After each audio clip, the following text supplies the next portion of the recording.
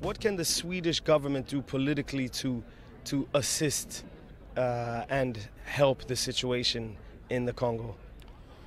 Thank you for the question. I think that to support us with the advocacy on two levels, the grassroots levels, to bring them to understand and to know their right, to take the right because they need to take it. And at another level is at the national level, especially with the leaders, to fight against impunity, to fight against corruption. I think there we need to address this question with the leaders of the country. And at the international level, I think that the Swedish government can help with advocacy, because the war in Congo is a war around minerals. And I know that the Swedish government can help with other countries to bring that this mineral can be a clean mineral who can be used in our high technology. That actually leads me to the question that I wanted to ask during the discussion was that, and I'm just a musician, I'm not educated in this field, but for me, I don't understand why the international community and the government of countries like the United States or Canada, or for example Sweden, who has companies who are in the Congo, in Katanga, even in North Kivu, exploiting minerals and reaping the benefits of some of the wealth of the Congolese nation. Why can't the Swedish government, or what can the Swedish government do to demand a moral action from these companies that are in fact Swedish companies, and the money comes back to Sweden through legislation or through... I don't understand why we can't set these demands for our own people, our own companies, how they act in, for example, the Congo. I think that the first thing is to stop the war, because if all these companies are getting benefit, it's because only the chaos in the country. There is no system of tax. I know many companies who are getting all things free in Congo. They are not paying tax, and I think that there is maybe also some countries who are involving in this kind of business, and they know that if Congo we can get peace in this region, so they will be obliged maybe to pay tax and things like that. And I think that it's possible to get all this mineral, but in a good way. And the first thing to do is to stop the war. And I know that there is countries who are fighting, that are doing their best to get this war going on, just because they know that when there is war, they can continue to exploit minerals and get it free. And this is, I think, that something who can be also related to the moral, because I think that it's...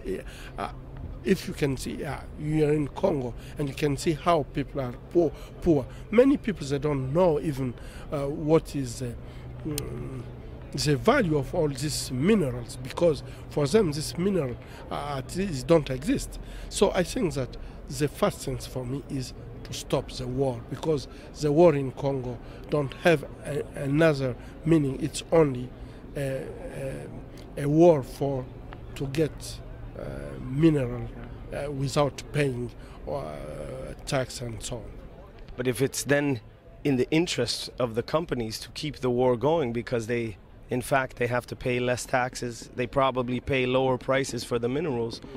But if governments of Sweden, the government of Sweden, for example, could say to its companies that they cannot actually exploit minerals in this immoral way, is that not possible? Yes, I think that there it's a little bit, because we need, all of us, we need our telephone, we need our computer, we need this mineral, because today we can't, on paper vivre, we can't live without our computer and our telephone.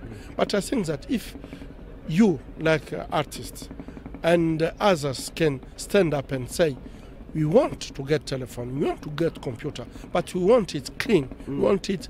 We don't want computer and telephone who cover with the blood of women of Congo. I think that this can make a difference, and I think your voice, my voice, the voice of others, can make the difference. We are not, all of us are not specialists in war, in diplomacy and things like that. But the one thing that we can do is to raise our voice and say, this is not acceptable, because we know the reality. And I'm sure that many governments can change their policy if the population stand up and say, this is not acceptable. And that is the reason that for me it's just to give information.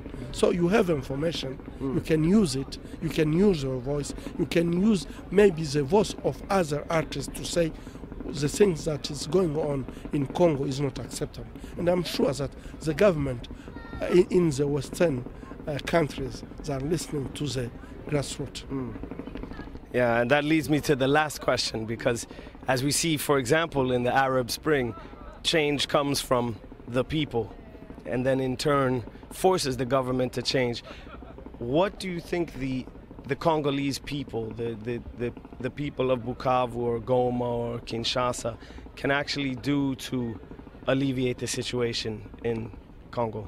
Yeah, this is really a very important question, because I don't think that the leaders of Congo will just leave the power like this.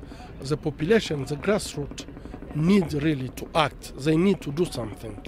But my impression is that when people are so poor, when people are living in the conditions that they're just waiting death, sometime to react is so difficult. And that is the reason I think that we need really to help the grassroots to understand the right, to take the right and use the right to ask if the government can't be accountable for the population. This is messed, because they need to give reports. They need to say what they are doing, how they are doing it.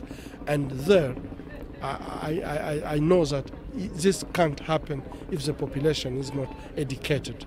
And this is the reason that we and PNU, we are working for advocacy, and we think that if the civil society, if churches can come together and see and try to ask the government to make change, maybe something good can happen. I trust it. I definitely hope so. Do you think that the people of the Congo are getting so fed up and angry with their government not doing anything that they will one day rise up and say, this is enough? Yeah, I think that our goal is to help them to understand that things is bad. But you know, we need the grassroots to act, but also we need at the international level also to act. We need really to get some government who can help with pressure on the Congolese government to work for their own population. And that is the reason we need you. We need your voice. Yeah. And I'm very happy that really you can give your voice to women of Congo. It's really wonderful. Thank you, Dr. Mukwege.